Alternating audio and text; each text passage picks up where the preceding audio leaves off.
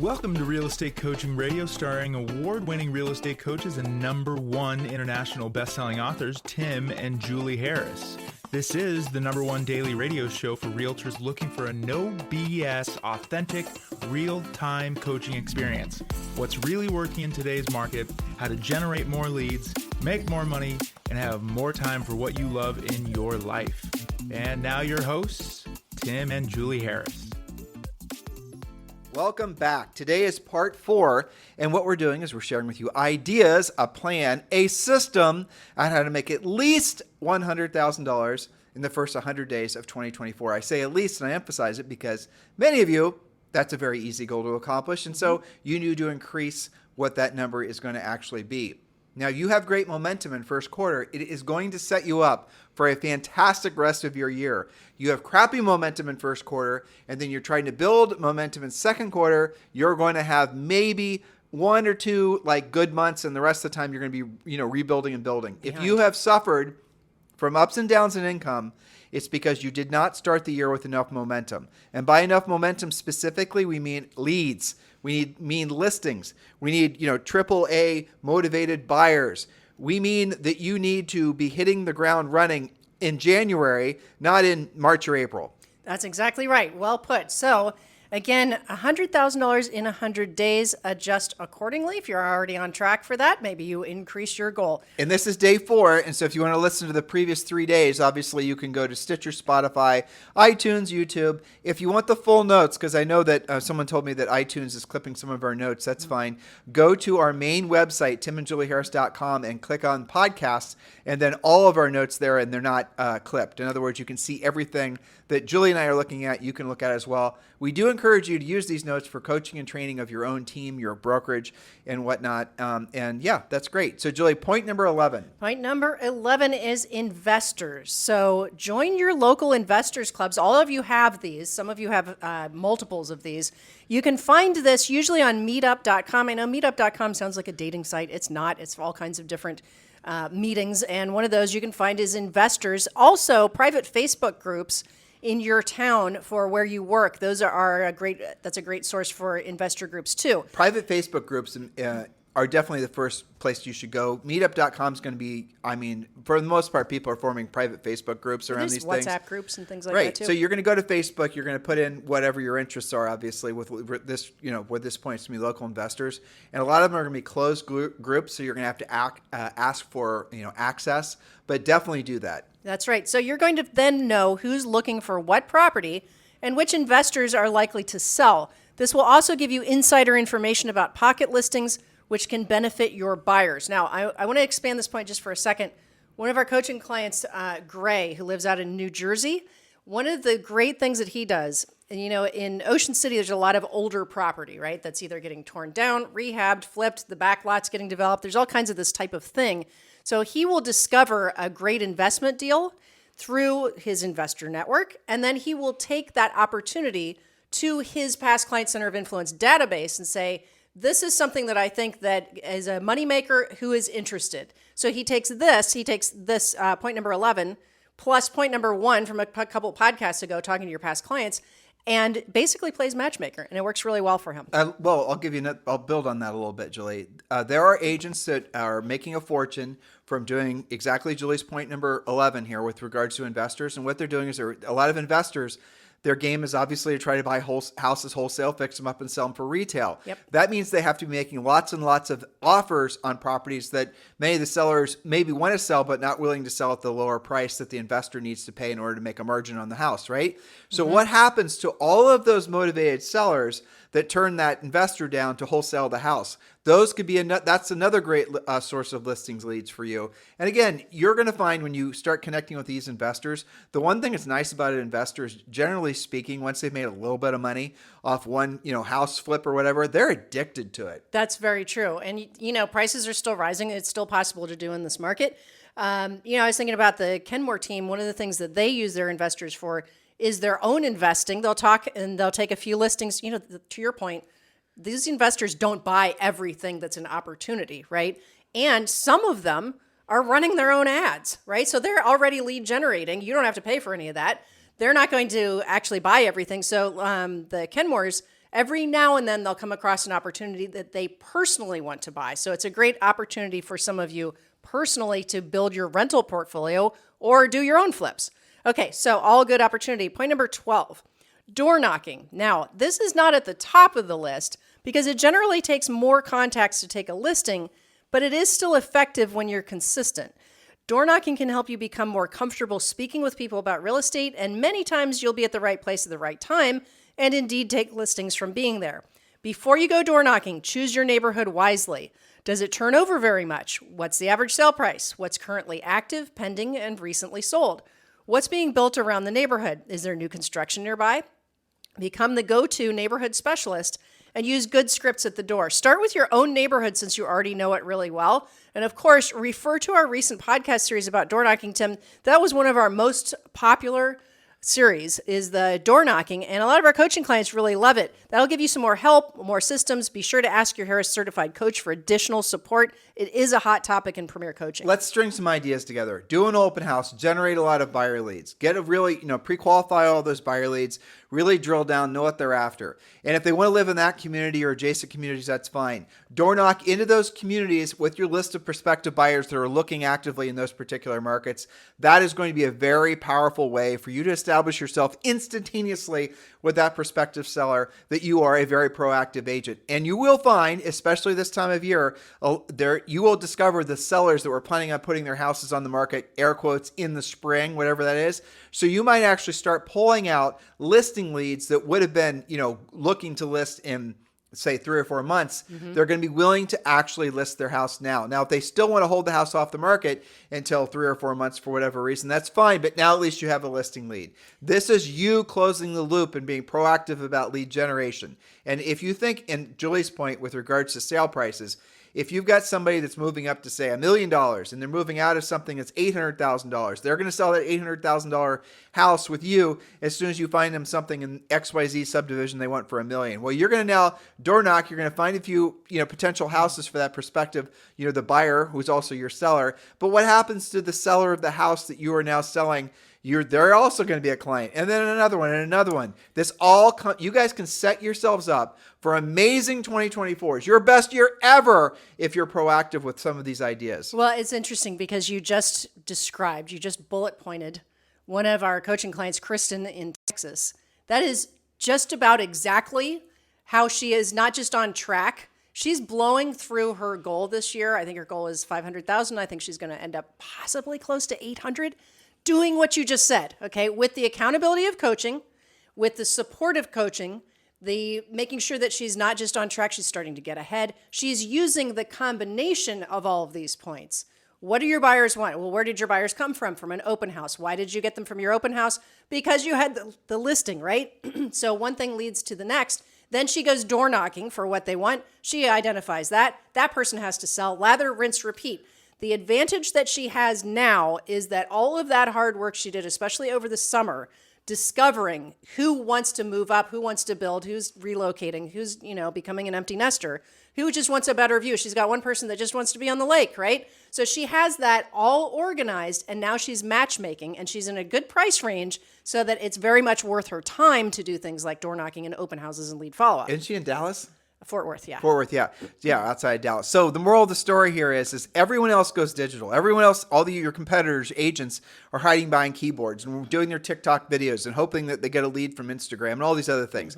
All that stuff has a place. But if you are serious about being successful and you don't want to wait around for those things to work or not work or never work, why don't you take some proactive measures and go out there and find your own business? That is what the best version of you as a real estate sales professional, that's what you're going to have to do, because otherwise, you're going to miss 2024.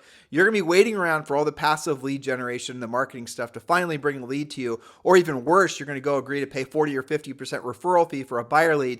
We just gave you a very simple way for you to generate leads now. Why wouldn't you do it? You answer that question yourself. Julie, next point. Okay, so we just gave you 12 points over the past 4 podcasts where you are leading your plan to make at least $100,000 in the first 100 days of 2024. You're leading with lead generation. You're not going to make your $100,000 minimum if you don't have any leads. So we've given you those 12. Are you convinced that you personally can make at least 100,000 in 100 days. Well, for many of you, you're probably feeling really comfortable with at least 2 or 3 of the 12 sources of leads that we presented to you. So start with those and drill down to increase your contacts and your level of skill on those lead generators. If you need scripts and skills, you've come to the right place. Just ask for help. Waiting is not profitable. Now, I have to address this because, excuse me, I can just hear them. I can sense them. Oh, Julie, what if I generate too much business? Exactly. If you're freaking out because that's more business than you've ever had, you can't imagine managing all of that. Well, make sure you have a transaction coordinator start with to help you if you don't already. Well, before you Yes. just say that, because that's just a big bunch of, a whoop ass, frankly, if agents aren't ready for it. True. Our prescription, it depends on your price point. Yes. For our suggestion when you hire a transaction coordinator, and again, it depends on your price point. If you have a high sale price, then you can, move this whole plan forward. But generally speaking, if you've done 3 closings per month for at least 3 months in a row, you're ready to basically take on somebody who's going to be a fixed cost. Okay? Yeah. Now, that transaction coordinator should pay for themselves from the transaction fees that you're charging your buyers and your sellers. The transaction coordinator should not be paid from the actual commissions, which should be your profit. So charge a transaction fee. You can charge it to both buyers and sellers. Second time I said it, hopefully it's, you guys are understanding. If you don't know how to do it, join Premier Coaching because the coaches all know how to teach that. Exactly. I mean, some of you are charging too little, frankly, in transaction fees. We have agents, clients that are charging over $1,000 in addition to commissions as a transaction fee. That's how you pay for staff. But we do not want you taking on fixed cost as a team member unless you have the consistent Right. proving to yourself you consistently generate the revenue. Now, also, I would suggest you use a contract transaction coordinator, and there are some amazing ones that are out there. We talk about that in Premier Coaching. In other words, you only use a transact. It's not a fixed cost. You're not going to have to pay them. There's no salary. There's no salary, right? Yeah. Oh, I'll have to say this too. I talk with agents on such a regular basis now who are coming off this big boom market, and they're always basically, you can sense their financial concerns, and it's normal and it's natural. In this past market, some of you have been making decisions to overpay staff, and I'm just going to call it as it is. Some of you are paying your buyer's agents 75%. Some of you are paying your transaction coordinators a salary plus a percent of each closing. All of you need to realize that you're overpaying for that help. You are. You need to use this market as an excuse to right size, scale down your staff, especially fixed cost staff members, and figure out a different way. I had a call maybe 2 weeks ago, and this actually you told me about this. I mean, all my calls and our conversations intermingle, right? Where you were telling me you had a conversation with an agent. I think it may be a new coaching client where you're going through all their expenses without mentioning names. Yeah. Describe that. Well, they were going, I think really what we're doing is we're comparing previous, and many of you can relate to this. What was your previous hottest year? A lot of you, if you're being honest, it was 2021. Yeah, for sure. Might have been 2022, at least the first half. But for most of you, it was either 2020 or 2021 when there was FOMO, fear of missing out. We had outrageously low interest rates, and the entire world wanted to transact with you. Right. Okay? Now, some of you... By the way, the yeah. COVID shot's been proven to make people want to buy real estate. Oh, go get a booster then. That's right. There you go. That's another. That's something that they didn't disclose, but that is one of the Maybe effects they it did, had. retrospect. Maybe looking back, we'll discover that. I don't Exactly. know. But the point is that, and I understand this because you guys were doing tons and tons of transactions. It was very competitive. You were in the thick of it all the time. And in your minds, you normalized that. And you normalized the momentum of the market acting like that, and you started overpaying for buyer agents, you started overpaying for staff, you started putting transaction coordinators on salary, and now, 2023 is going to go down as the toughest year in real estate in terms of number of sales, and make sure that you're separating that, not because of distress, but because the number of sales was the lowest since 2009 when we were missing an entire class of buyers that had been short sales and foreclosures, okay? So it was a tough year. And I read this on the agent boards all the time. And I do hear it from especially incoming coaching clients that have really woken up to the fact that, guess what? It's not going to be like that. We're not going back to that kind of easy momentum, right? What's the saying about when the tide goes out, the water goes down, we see who's been swimming without swimsuits or what, I don't know. That's pretty close. Something like yeah. that. A bunch of naked people, basically, is what you're describing. The tides rise all ships, and then it goes out, and now you're all naked. But Julie, that's what I was talking about. When I have these calls with these brokers and these teams, I'm not going to have this conversation unless they want to have the conversation. Sure. But I have yet to have a conversation with anybody with a team. I'll say definitely in the last year, but maybe even the last 2 years, where they actually know their numbers. Now, they might know their overall numbers, or they might know their numbers of leads, or their number of all that type of stuff. They're going to know funnel stuff. But what they don't know is their net profit. Mm-hmm. And so, and here they are coming off what, I would say maybe 2 years ago, we ended what was a long, very crazy frenzy boom market, right? Mm-hmm. Now we're going to be entering a new one. We think 2024 is going to be the start of what will be probably the best 10, maybe even more years in real estate in the history of real estate. The beginning of it, yes. Listen to our podcast from 2 weeks ago. We were doing our prediction show, and you guys will feel the same way. But what I've learned, and I already knew this from coaching, but what hopefully I'm, effectively expressing to all of you, is many of you, without knowing it, are running nonprofit businesses. In other words, you will take let's say you did 300 transactions, and we see this a lot. You divide how many of those are buyers versus sellers? 50-50, 150 buyers, 150 sellers. On the buyer side of the transactions, on the buyer side of the business, of those 150 deals, you need to do a standalone profit and loss on just those buyer sides. And let's say you had 5 buyer agents, you need to do a profit and loss on those 5 buyer agents. Not the blended version. Not the blended. So the blended is what people have been trained to do, but it also hides the problems in the business. So for example, I want you to do a profit and loss on each of your buyer agents, because what you're going to find, guaranteed, is one of the buyer agents is doing a great job. 2 of them are doing an okay job, and 3 of them are actually, you're losing money on every deal they do, because the amount of deals that they close versus the number of leads that you're giving them and the amount of money you spend trying to keep them, afloat is way out of whack. But why do you keep them? Because you have a sense of community, because you have this sense of loyalty to them, because you have all of these, I think, well-intended emotional feelings towards them. But what you've got to accept in this new year, use this as an opportunity to hard reset some of those decisions. All of those people have potential, probably. You want to keep them all as part of your business, probably. But you're going to have to retool the way you go about paying them, so you're actually making a profit from those transactions. Otherwise, you're going to have 10 years, 20 years past you, and you're going to say, what the hell do I have to show for all these billions of houses I sold? And the answer is going to be very little, because you gave all the money away. Well, that's right. And as you were talking, and I think you're very articulate on that, because you have so many calls with agents. And I think you're right. We don't just jump into that with you guys. It's a tough conversation. You have to be, wanting that help, right?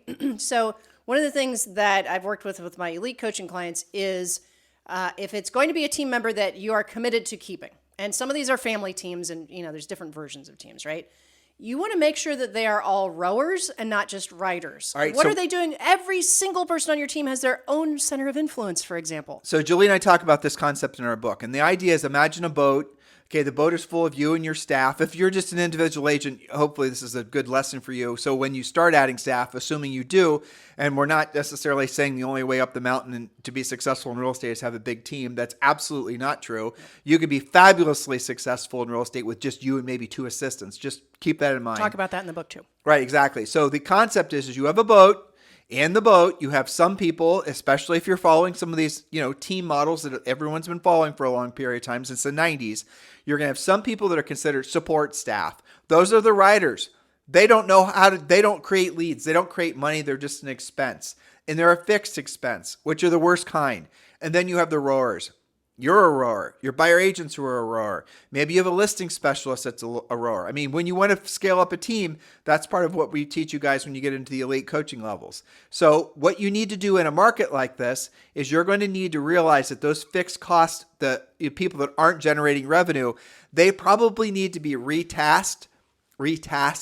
I'm trying to say it. Yes. At the very least, which means you're going to have to take what that person does and maybe move them to a rower. If they're unwilling to become a rower, so for example, let's say you are selling 300 houses a year, and let's say you have 3 transaction coordinators, which probably is about 1 too many. You can probably take that transaction coordination.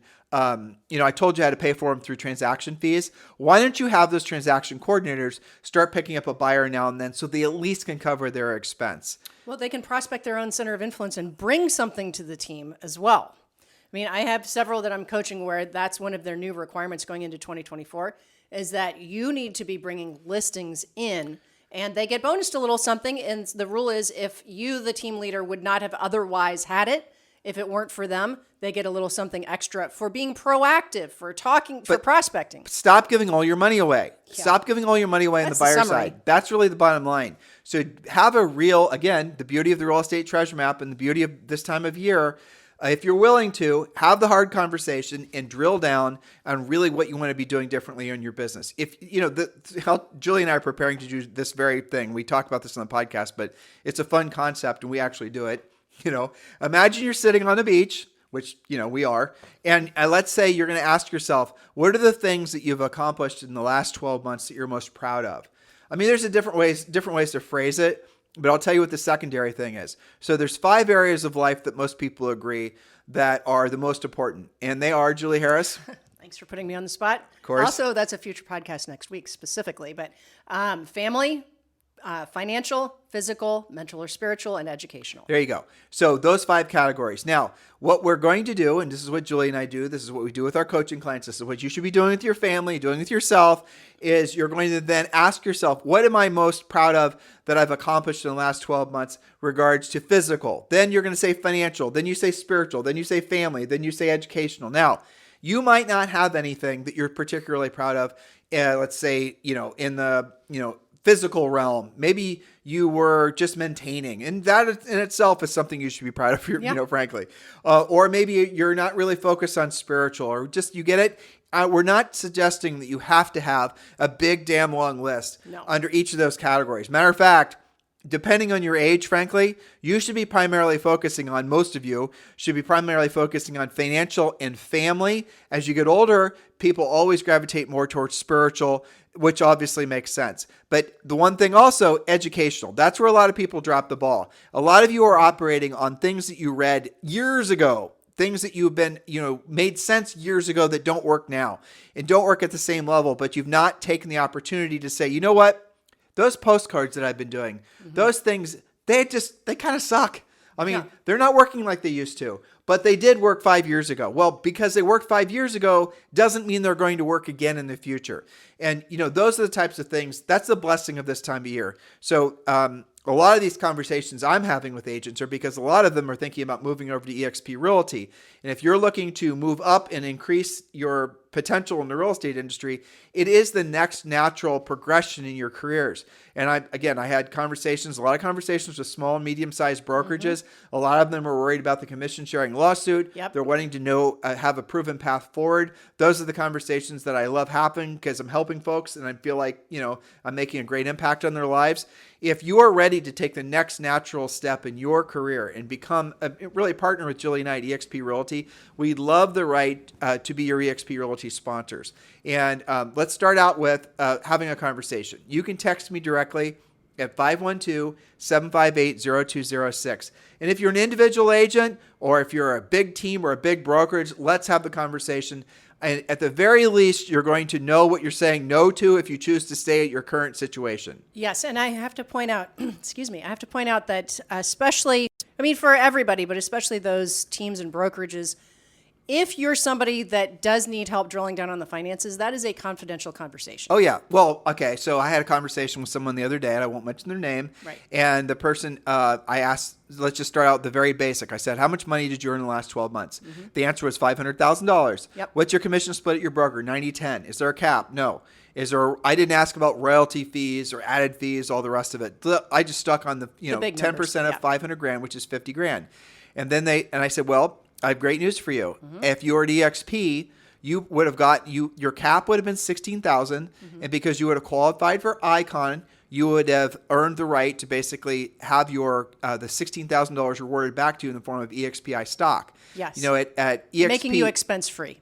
Exactly. In other words, EXP is paying you to be a top producing agent there. Yes. You're not paying your broker. And you base that math based on the production they're already doing. Exactly. Yeah. And which most people are going to be doing a lot more next year. Sure. And so if you're rolling into next year, and so I'm going to explain what I just said. It's called the Icon program. So what it is after you pay in your cap of $16,000, Do you sell an additional 20 houses or have a total GCI of 500 grand, and this person qualified based on the GCI, then you qualify to be essentially to earn the Icon Award, and then you get $12,000 award, and then there's two extra things you do for the additional $4,000, which are easy. Yeah, they're easy. They're basically really contributing to EXP, doing an educational event, things like that, online in EXP World or whatever. But the moral of the story is you get your $16,000 back in the form of EXPI stock. Now, some of you are thinking, well, $16,000, no big deal. Well, no, maybe not in your world. But guess what? 50 grand is.